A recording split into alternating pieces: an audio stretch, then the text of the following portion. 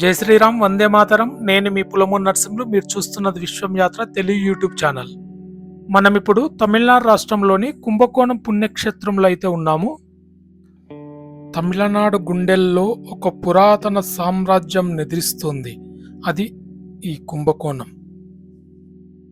చోళరాజుల పాలనలో ఆలయాలు ఎందుకు నిర్మించారు? కుంభకోణం ఒకప్పుడు ఎలా విద్యా కేంద్రంగా ఉండేది, ఇప్పుడు అది ఎలా ఆలయాల నగరంగా మారింది? కుంభకోణం తమిళనాడులో ఉన్న ఆలయాల నగరం, temple city of south India అని పిలువబడుతుంది. కుంభకోణం మరియు దాని పరిసరాల్లో వందల కొద్ది ఆలయాలు ఉన్నాయి. అందులో ఆది కుంభేశ్వర ఆలయం, ఇది కుంభకోణంలోని ప్రధాన ఆలయం. ఈ ఆలయం సుమారు 1300 ఏళ్ల కంటే పురాతనమైనది. దీనిని చోళరాజులు నిర్మించారు. అయితే తర్వాత కాలంలో విజయనగర సామ్రాజ్యం మరియు తంజావూరు నాయక రాజులు దీనిని మరింత విస్తరించారు.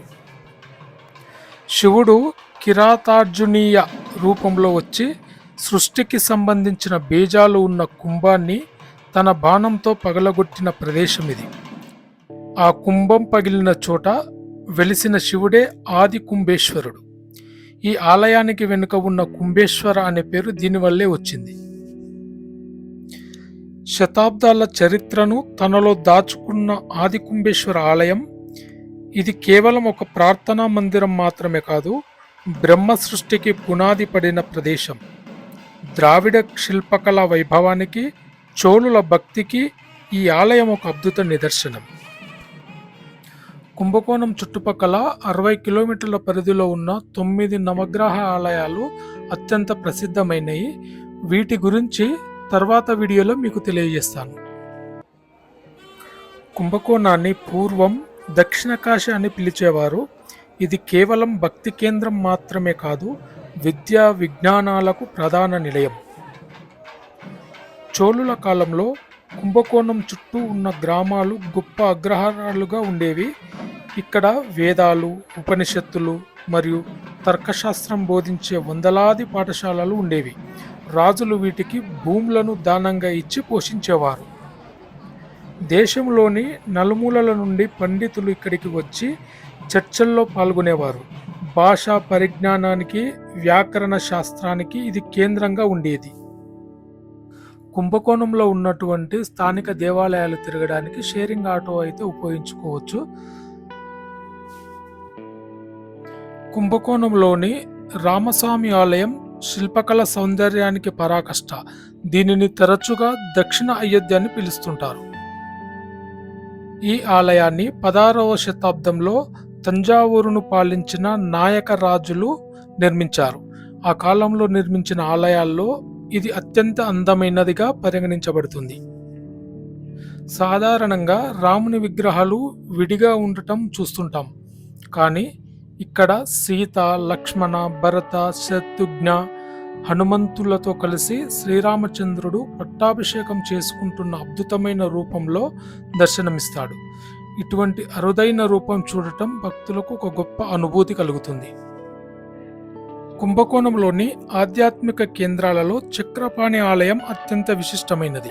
వైష్ణవాలయాల్లో సాధారణంగా విష్ణుమూర్తి శంకు చక్రాలను కలిగి ఉంటారు, కానీ ఇక్కడ స్వామివారు చక్రపాణి రూపంలో ఉంటారు. పురాణాల ప్రకారం శివుడిని ప్రసన్నం చేసుకున్న బ్రహ్మకు తన సృష్టి కార్యక్రమానికి అండగా ఉండమని విష్ణువును కోరతాడు. అప్పుడు విష్ణువు తన సుదర్శన చక్రాన్ని ప్రయోగించి చెడును అంతం చేసి సృష్టికి మార్గం సుగమం చేస్తాడు. ఆ సుదర్శన చక్రమే ఇక్కడ భగవంతునిగా కొలుస్తారు. కుంభకోణంలోని సారంగపాణి ఆలయం వైష్ణవ దివ్య దేశాలలో అత్యంత ప్రసిద్ధమైనది. ఇది కుంభకోణంలోని ప్రధాన ఆకర్షణలలో ఒకటి. 108 వైష్ణవ దివ్య దేశాలలో ఇది ఒకటి. దీనిని భాస్కర క్షేత్రం అని కూడా పిలుస్తారు. ఈ ఆలయానికి వెనుక ఒక అందమైన కథ ఉంది. లక్ష్మీదేవి భూలోకంలో కోమలవల్లి అనే పేరుతో జన్మించి ఇక్కడ కావేరీ నది ఒడ్డున తపస్సు చేసింది. శ్రీ మహావిష్ణువు ఆమెను వివాహం చేసుకోవడానికి సారంగపాణి రూపంలో రథంపై తరలివచ్చాడని చెబుతారు. అందుకే ఈ ఆలయం రథం ఆకారంలో నిర్మించబడింది. ఆలయ ప్రాకారం చాలా విశాలమైనది. గర్భాలయంలో స్వామివారు శయనభంగిమలో ఉంటారు. ఆది కుంభేశ్వర ఆలయం మరియు సారంగపాణి ఆలయం ఒకే నగరంలో ఉండటం ఈ నగరం శైవ వైష్ణవ సమన్వయానికి ఎలా నిలయమైందో చెప్పడానికి మంచి ఉదాహరణగా నిలుస్తుంది. శ్రీ వైష్ణవ వైభవానికి ప్రతీక సారంగపాణి ఆలయం. అడుగు పెడితే చాలు రాతిలో మలిచిన రథంపై సాక్షాత్ శ్రీమన్నారాయణుడు కొలువై ఉన్నాడనే అనుభూతి కలుగుతుంది. చోళుల శక్తి, విజయనగర రాజుల శిల్పకళా సంపద మెలవించిన ఈ క్షేత్రం కుంభకోణానికి ఒక కిరీటం వంటిది. ఈ ఆలయం ప్రధానంగా ఒక భారీ రథం ఆకారంలో ఉంటుంది. ఇందులో 12 చక్రాలు, గుర్రాలతో సహా ఏనుగులు, రథం ఉన్నట్టుగా చెక్కిన శిల్పాలు అద్భుతంగా ఉంటాయి. ఇది విజయనగర శిల్పకళ వైభవానికి ఒక మచ్చుతునక. ఇక్కడి రాజగోపురం చాలా ఎత్తైనది. సుమారు 150 అడుగులు 11 అంతస్తులతో ఉన్న ఈ గోపురం నుండి చూస్తే కుంభకోణం నగరం మొత్తం కనిపిస్తుంది.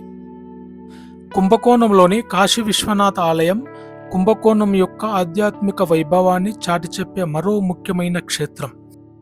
ఈ ఆలయం వెనుక ఉన్న అత్యంత ఆసక్తికరమైన కథ ఏమిటంటే, ఒకప్పుడు కాశీలోని విశ్వనాథుడిని దర్శించుకోవాలని భావించిన రాజులు మరియు భక్తులకు కుంభకోణంలోని శివుడు వెలిశాడని చెబుతారు.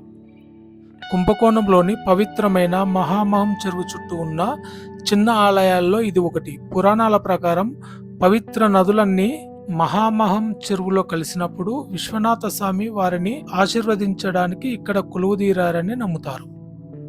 కుంభకోణం రైల్వే స్టేషన్ ప్రధాన నగరాలతో బాగా అనుసంధానించబడి ఉంది. చాలా రైళ్లు తంజావూరు మీదుగా ఇక్కడికి వస్తాయి.